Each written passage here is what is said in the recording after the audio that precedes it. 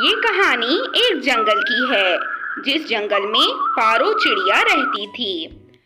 पारो चिड़िया जंगल में कपड़े सिलाई करने का काम किया करती थी। एक दिन पारो चिड़िया तोते के घर वो ड्रेस लेकर जाती है जो कि तोते ने उसे कुछ दिन पहले ही सिलने के लिए दिया था। अरे चिड़िया दीदी, मुझे मालूम था कि आपने ये ड्रेस सिल लिया होगा, लेकिन आपको तो पता ही है कि जिस फैक्ट्री में मैं काम करता था वो बंद हो गई, तो अब काम ही नहीं है मेरे पास, इसलिए पैसा भी नहीं है। मैं भी सोच रहा हूँ कि मैं भी जंगल में कपड़े सिलाई करना शुरू कर दूँ, क्योंकि मुझे भी सिलाई का काम आता है। तोते की ये बातें सुनकर पारो चिड़िया कहती है, अरे तोते भाई, कोई बात नहीं, अगर आपके पास फिलहाल पैसे नहीं हैं तो आप ये ड्रेस रख लें। जब भी पैसे हों आप मुझे लौटा दीजिएगा। और आपने बहुत अच्छा फैसला किया है, आप भी जंगल में कपड़े सिलाई करने का काम शुरू कर दें, क्योंकि मेरे अलावा इस जंगल में कोई दूसरा पक्षी कपड़े भी नहीं सिलता।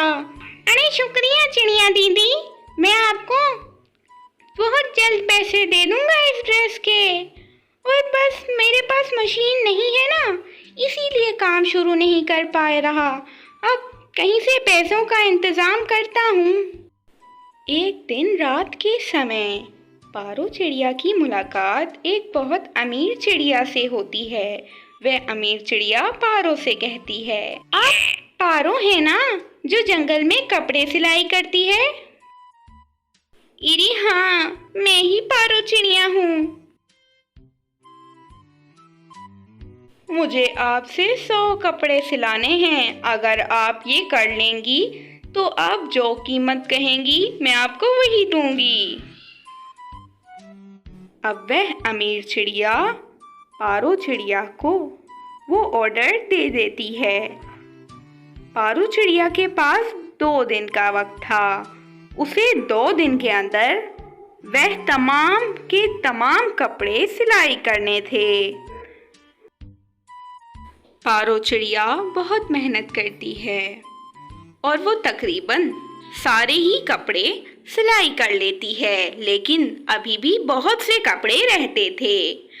लेकिन अभी जब वो सिलाई कर रही थी तो इसके पंख पर चोट आ जाती है और बहुत ही ज़्यादा खून निकलने लगता है। फिर पारो चिड़िया अस्पताल जाती है और वहाँ पर इसकी मरहम पट्टी की जाती है।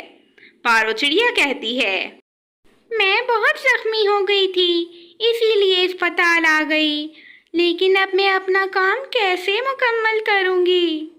मैं बहुत परेशान हूँ, मुझे आज वो काम लाजमी ख़त्म करना था। अब मैं क्या करूँगी? मेरे पंख में भी बहुत दर्द है और मुझे तो इतने सारे कपड़े भी सिलाई करने हैं। अरे अब मैं क्या करूं? ऐसा कहते हुए चिड़िया बहुत उदास हो जाती है। फिर कुछ ही देर बाद पारो चिड़िया अपने घर पहुंच जाती है। वो बहुत कोशिश करती है कि वह कपड़े सिलाई कर ले, लेकिन उससे कपड़े सिलाई नहीं हो रहे थे। इसलिए वो तोते के घर जाती है। तोता उसे देखकर कहता है, पारो दीदी, पंख पर क्या हुआ? मैं कपड़े सिलाई कर रही थी कि मुझे चोट लग गई। बस अब मेरा पंख बहुत ज़्यादा जख्मी हो गया है और अब मैं मज़ीद कपड़े सिलाई नहीं कर सकती। तोते भैया, मुझे आपकी मदद चाहिए। मेरे और आपके अलावा इस जंगल में किसी को भी कपड़े सिलाई करने नहीं आते। मुझे एक ऑर्डर मिला है जो कि 100 कपड़ों का है। मैंने आधे कपड़े सिल दिए हैं, लेकिन अभी भी कुछ कपड़े रहते हैं और मेरे पंख पर चोट भी आ गई है।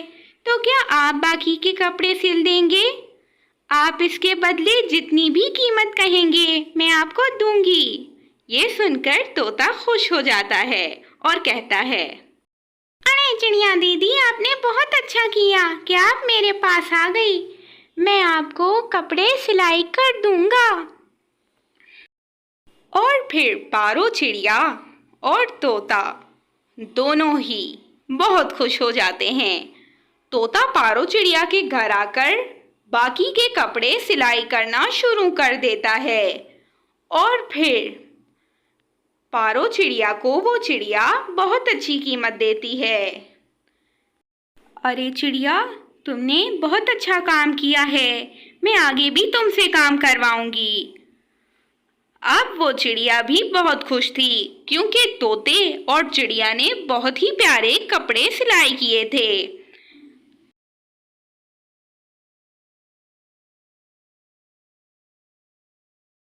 क्या आपने मेरे चैनल को सब्सक्राइब कर दिया है? प्यार तो सभी माँ बाप को अपने बच्चों के साथ होता है, लेकिन वो अपने बच्चे के साथ सख्ती के साथ भी पेश आते हैं क्योंकि वो ये बात जानते हैं कि अगर वो अपने बच्चे को ज्यादा ही ढील दे देंगे तो उसका बच्चा बिगड़ जाएगा। लेकिन तोती ने ऐसा ना किया। उसने अपने बच्चे के साथ निहायत नरमी और मोहब्बत से पेश आई और उसकी गलत बात को भी ठीक कहा, जिसकी वजह से अब उसका बच्चा जंगल के छोटे परिंदों की पटाई लगाता था। जंगल के छोटे परिंदों को मारने के साथ साथ वो गालियां देता और तो और झूठ बोलता। और जब जंगल के परिंदों की मम्मा या फिर घर का कोई भी परिंदा तोती के घर शिकायत लेकर आता तो तोती कहती कि मेरा बच्चा बहुत अच्छा है, गलती तुम्हारे बच्चे की ही होगी। तभी मेरे बेटे को गुस्सा आ गया। बस यही वजह थी कि अब जंगल के परिंदे उसके घर बिल्कुल न जाया करते और उसके बेटे से कोई बात ना करते। एक दिन रानो चिड़िया तोती से मिलती है तो उससे कहती है, तोती, मैं तुमसे कुछ कहना चाहती हूँ, मेरी बात सुन लो आज। और ये बात याद रखना, अगर तुमने इस बात पर आज अमल ना किया तो कल बहुत पछताओगी। तोती, तुम्हारा बच्चा जंगल के हर परिंदे की पटाई लगाता है, गालियां देता है, झूठ बोलता है और इतनी गंदी आदतें हैं उसकी, स्कूल तो वो जाता ही नहीं है, तुम्हारी कोई बात मानता ही नहीं है, लेकिन फिर भी तुम जंगल के परिंदों की किसी बात पर तवज्जो ना देकर उसका नुकसान कर रही हो। मेरी बात मानो, अपने बच्चे को डांटो और उसे सीधा रास्ता दिखाओ, क्योंकि अगर वो बड़ा हो गया तो तुम उसको नहीं समझा पाओगी और फिर वो तुम्हारे कंट्रोल में नहीं आ पाएगा। मेरी बात याद रखो, आज समझा लो उसको, आज मार कर समझा सकती हो, कल को बड़ा हो गया तो क्या मारोगी? ये सब बातें तोती सुनकर खामोश थी। इसी तरह फिर काफी वक्त गुजर जाता है और फिर अब उसका बेटा एक बहुत बड़ा और बहुत बदतमीज परिंदा बन चुका था। तोती का बेटा अब काफी बड़ा हो चुका था और बड़ा होने के साथ साथ वो जंगल के गंदे परिंदों के साथ उठा बैठा करता था। उसका उठना बैठना बहुत गंदे परिंदों के साथ था। वो परिंदे उसके साथ तू तू मैं करके बात करते और वो भी उनके साथ तू तू मैं करके बात करता। अब उसका सुधरना मुश्किल हो गया था और अब तो तोती को भी अकल आ गई थी, क्योंकि अब उसका बेटा उसके साथ भी बुरा रवैया रखता। जंगल के गंदे परिंदों के साथ उठना बैठना तो था ही, लेकिन वो देर तक घर न आता। एक दिन रानो चिड़िया दोबारा तोती से मिलती है तो उससे कहती है, तोती, बहुत अच्छा हुआ कि तुम मुझे आज ही मिल गई, वरना कल तो मैं जंगल के सभी परिंदों के घर मिठाई लेकर खुद जाकर सबको ये खुशी की बात बताती कि मेरी बेटी, जिसकी मैंने कुछ वक्त पहले शादी कर दी थी, वो साथ साथ डॉक्टरी भी तो कर रही थी ना। वो डॉक्टर बन गई है और मेरा बेटा लेक्चरर लग गया है। मैं तो बड़ी खुशकिस्मत हूँ जो अल्लाह ने मुझे इतनी अच्छी औलाद दी। लेकिन मैंने भी अपनी औलाद की बहुत अच्छी परवरिश की। मैंने भी उन पर सख्ती की और उन्हें समझाया और उन्हें सीधा रास्ता ही दिखाया। कभी गलती की तो लगाई मैंने उन्हें। इसीलिए तो आज मेरी औलाद इतनी कामयाब और इतनी खुश है। इसके पीछे भी हमारा ही हाथ है। मैं तो बहुत खुश हूँ। तुम सुनाओ ना, तुम्हारे बेटे ने क्या कर लिया है अभी तक? क्या पढ़ाई हो गई उसकी मुकम्मल? वैसे स्कूल में एडमिशन तो था पर जाता तो नहीं था। ये सब बातें तोती सुनकर काफी दुखी हो जाती है। वो घर आकर बहुत दुखी हो जाती है। वो सोच रही थी कि किस तरह रोज कोई ना कोई परिंदा उसके पास शिकायत लेकर आता था कि तुम्हारे बेटे ने मेरे बच्चे को मारा है। लेकिन तोती ने कभी दूसरे की बात नहीं सुनी और हमेशा उन्हें जलील करके घर से निकाला। उन्हें जलील करके घर से निकालने की वजह से आज तोती खुद भी जलील हो रही थी। वो ये सब कुछ सोच रही थी और अब उसे काफी ज्यादा तेज बुखार भी महसूस हो रहा था। लेकिन उसका बेटा तो घर पर ही न था जो कि उसे अस्पताल लेकर जा सकता। उसका बेटा तो अपने जैसे गंदे परिंदों के साथ घूम रहा था और यहाँ उसकी मम्मा को इतना तेज बुखार हो गया था कि वो हिल तक ना पा रही थी। कुछ देर बाद जब उसका बेटा घर आता है तो आते ही अपनी मम्मा से कहता है, मम्मा मुझे इतनी भूख लगी है, क्या बनाया है आज? आपकी शक्ल देखकर तो लग रहा है कि आपने कुछ भी नहीं बनाया सुबह से। एक तो मैं भूखा प्यासा बैठा हूँ, ऊपर से आप मेरी बातों का जवाब तक नहीं देती। आपको तो मेरा कोई ख्याल ही नहीं है। एक तो मैं सारी जिंदगी इस छोटे से घर में ही रह गया। पापा ने तो हमारे लिए क्या छोड़ा है? हमारे लिए तो एक छोटा सा घर भी नहीं छोड़ा। इतना सा घर है, एक कमरे जितना। इसमें भी आप जो हैं वो हर वक्त बैठी रहती हैं। कुछ बना दें आप, मुझे भूख लगी है बड़ी।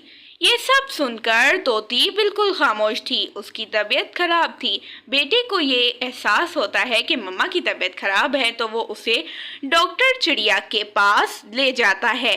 दोस्तों, ये चिड़िया वही चिड़िया है जो कि रानो चिड़िया की बेटी थी और उसकी शादी हो गई थी।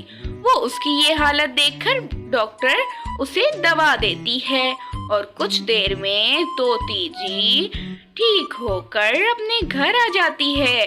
बेटे ने अपनी मम्मा को इस हाल में देखा तो वो बहुत डर गया था, इसलिए वो उससे माफी मांगता है। वो कहता है, अरे अरे मम्मा, मुझे नहीं पता था कि मेरी इन बातों से आपको इतनी परेशानी होती है। मैं आइंदा से कभी ऐसा नहीं करूँगा। मुझे माफ़ कर दें। मैं आपसे कभी बदतमीजी नहीं करूँगा।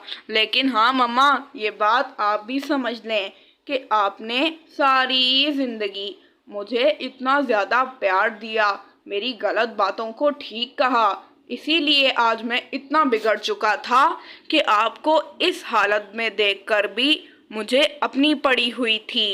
ये सब बातें तोती और उसके बेटे के दरमियान हो रही थी। अब उसका बेटा अच्छा परिंदा बनने का वादा करता है। इस कहानी से हमें सीख मिलती। प्यारे दोस्तों, अपने बच्चों की छोटी छोटी गलतियों को इग्नोर ना करें। अगर वो कोई गलती करते हैं या कोई गाली देते हैं तो फौरन से उन्हें डांटें, मारें, लेकिन उन्हें ऐसी चीज़ों से रोकें, वरना बड़े होकर वो आपके लिए सिर्फ और सिर्फ बेइज्जती का बाइस बनेंगे और खुद